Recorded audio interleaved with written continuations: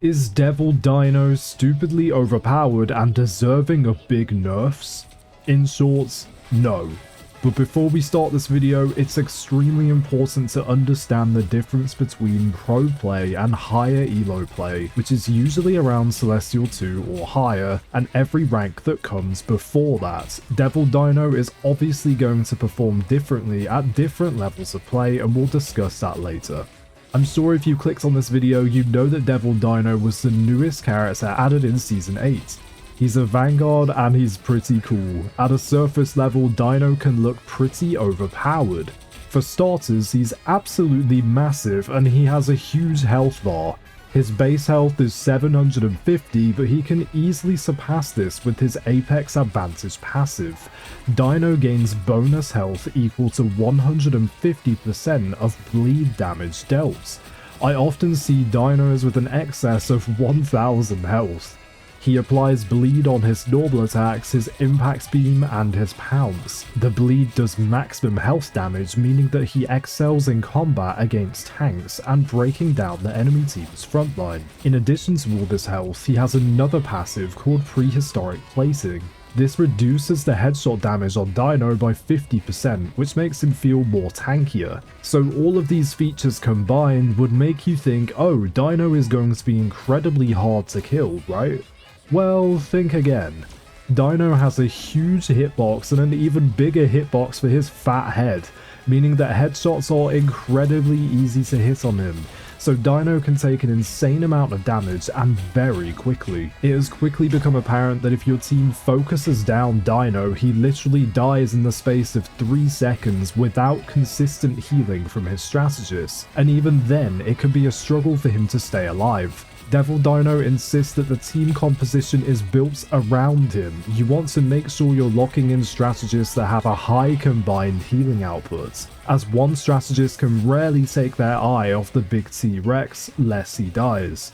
There usually needs to be less of a healing burden elsewhere on your team so that heals can be focused on the big boy, so locking in characters that are more self-sufficient or even running a triple strategist comp would be more valuable for him. But back to the headshots, there are some characters that thrive off of headshots and gain insane value playing against Dino. The 2 DPS picks that come to mind straight away are Hela and Phoenix. Hela deals crazy headshot damage and Phoenix's headshots give her 2 stacks towards her explosions, meaning she can continuously explode on Dino and his surrounding teammates. All it takes is 2 DPS players to concentrate their fire on the Dino and he usually dies very quickly.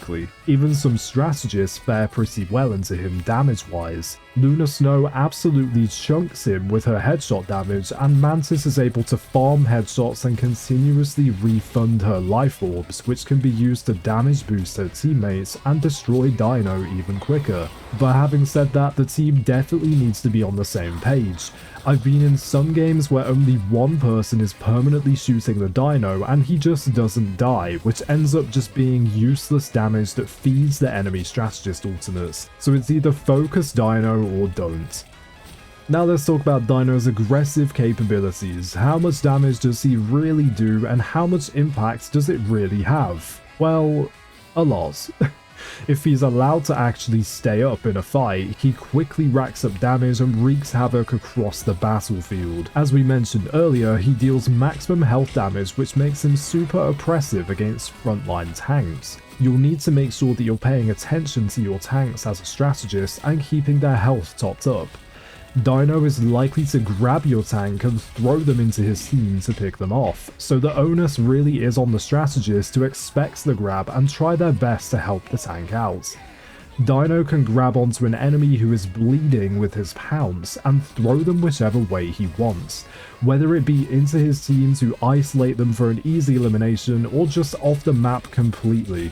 But it's important to remember that there are very few opportunities to throw an enemy off the map that he can actually utilize. His pounce is on a 10-second cooldown, which gives Dino a great opportunity to jump on unsuspecting squishies and harass them. But regardless, Dino is always topping the leaderboards in my games with his damage stats. His bleeds boost his stats pretty well and his primary attack just shreds.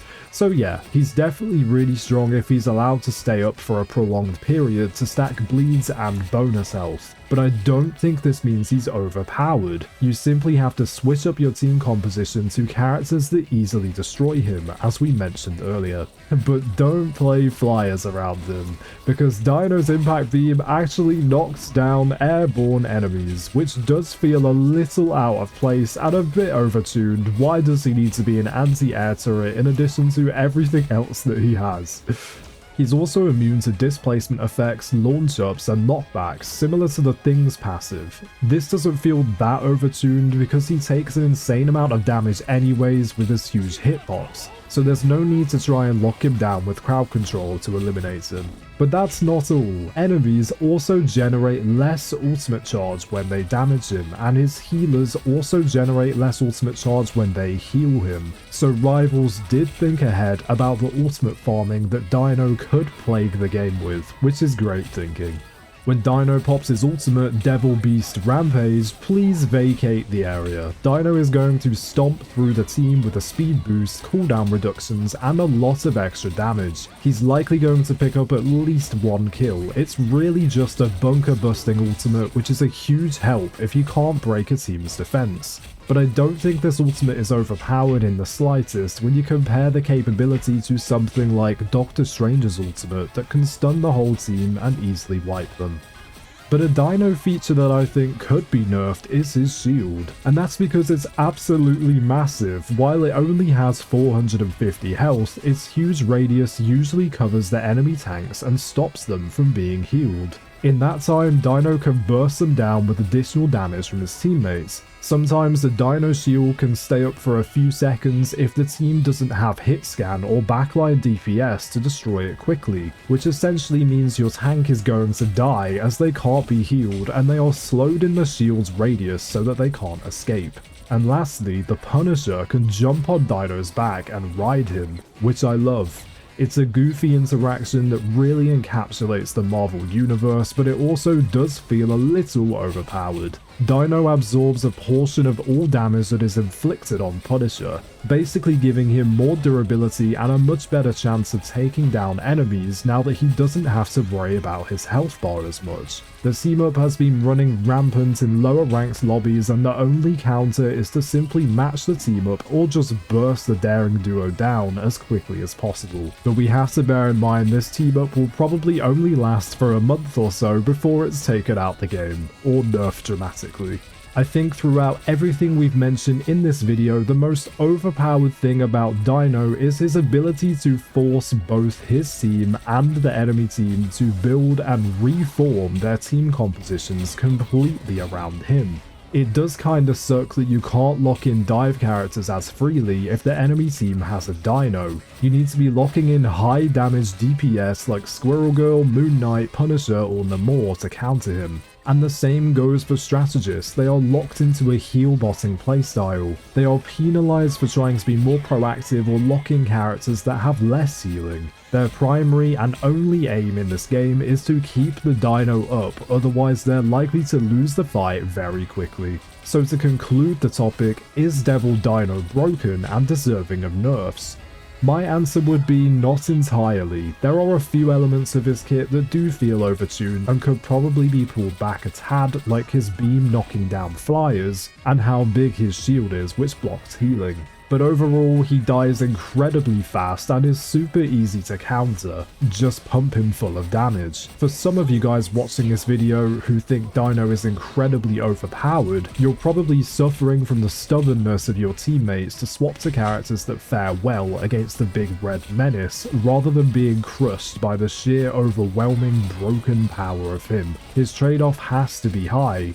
He has to do a lot of damage as it's a very high risk and high reward pick. If he's allowed to stay up in a fight, then he's going to be a problem, similar to Blade in Marvel Rivals and Zarya in Overwatch, but in my experience he rarely gets the chance to stay up. Your healers have to be really good, super aware and on top of their game for Dinos to even play the game to begin with, and Lord help him if your strategists are filled. I think we'll have to give it more time to see if he's really overpowered or not, but as it stands, I think he's in a fine place as a pretty strong tank, and he deserves to be strong on release, so that players have a good time playing him. My prediction is that he will slot in quite perfectly once players gain experience in playing against him. And lastly, to end the video, I have seen discourse from pro and high elo players who have been complaining that Devil Dino needs a full rework because he has zero skill expression and he's badly designed.